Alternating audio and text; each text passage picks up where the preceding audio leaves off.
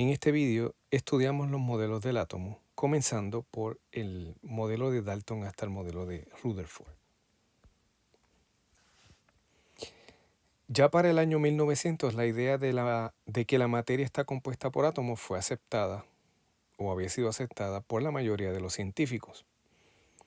Anterior a esto, se consideraba el átomo como, pues, podríamos decir, una esfera, como lo concibió Dalton, ¿verdad? Según esta figura en el 1803, y que en ese caso no se tenía una estructura interna. Pero ya para los 1900, cuando se descubre el electrón, pues los científicos comienzan a pensar sobre la estructura del átomo, con electrones formando parte de esta. Pasamos entonces de un modelo que no tiene estructura interna, como el modelo de Dalton, al modelo de Thomson, que era un modelo típico, ¿verdad? Del átomo de aquella época. Y este consiste de una esfera homogénea de carga positiva, que aquí está mostrada por la parte naranja, en la cual estaban incrustadas las cargas negativas o electrones. Así que pensamos en una masa positiva esférica con electrones incrustados. Así que este sería el modelo de Thomson.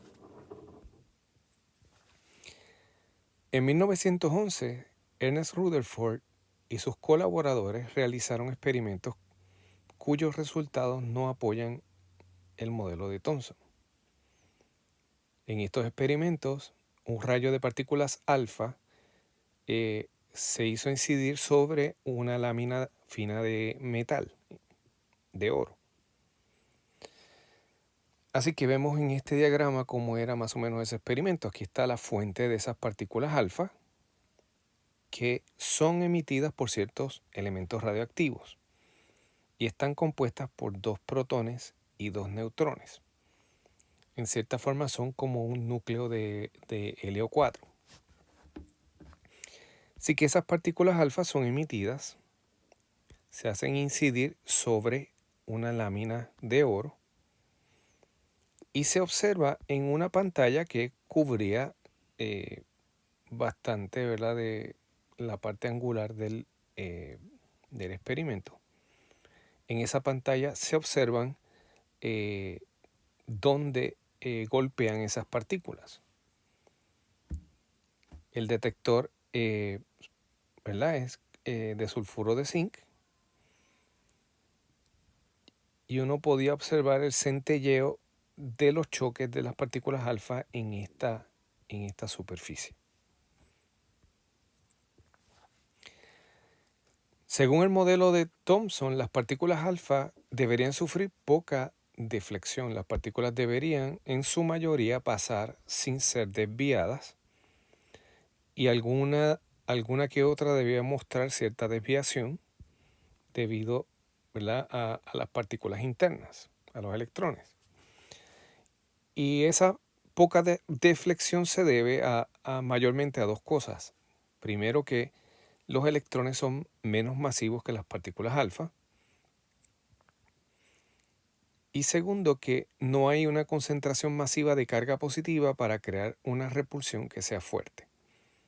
Y eso hace que estas partículas las pasen sin ser desviadas a través del átomo, según el modelo de Thomson. Los resultados de Rutherford contradicen estas predicciones del modelo.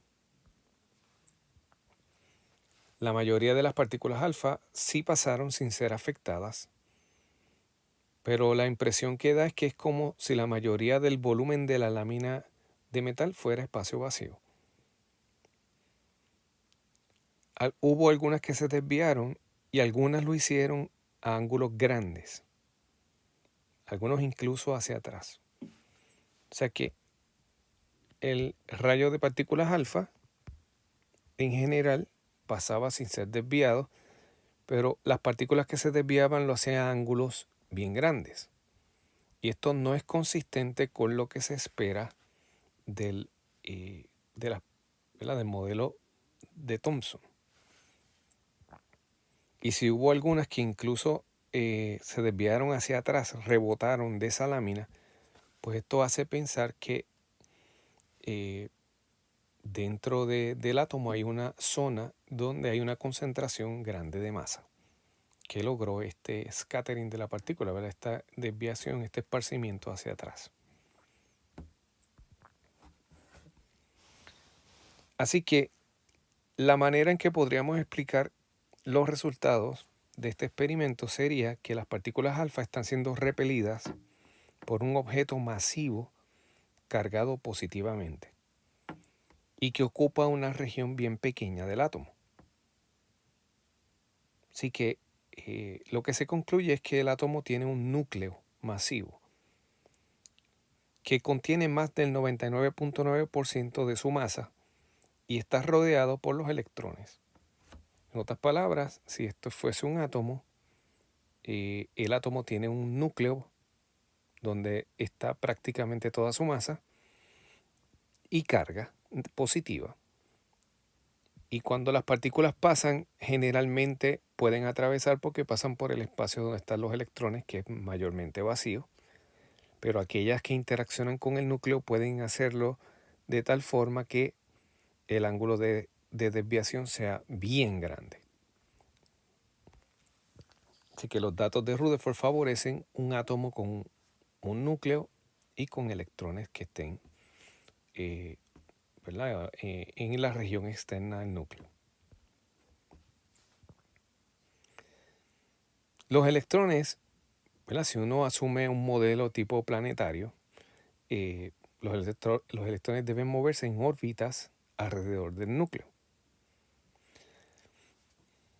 Ese núcleo tiene un tamaño, tiene un radio de aproximadamente 10 a la menos 14 a 10 a la menos 15 metros. Y si miramos el átomo como tal, tiene un radio aproximado de 10 a la negativo 10 metros. Note la gran diferencia en tamaño entre el núcleo y el átomo como tal.